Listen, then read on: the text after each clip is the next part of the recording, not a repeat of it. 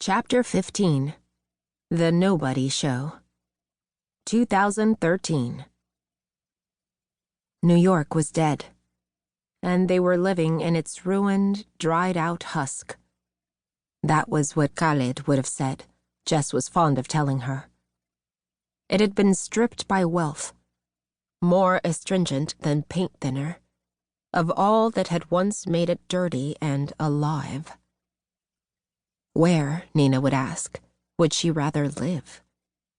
Maybe out west, or upstate.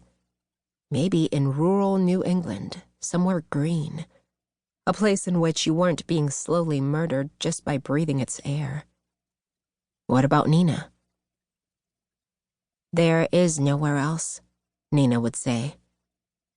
Jess was disgusted by this response. Typical New York snobbery, she said.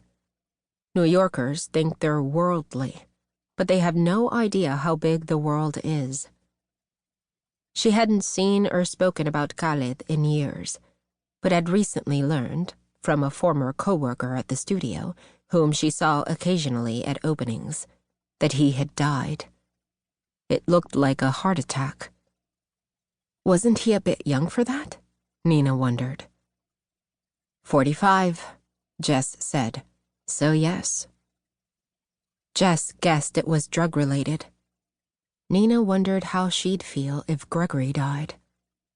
For a long time she'd dreaded running into him.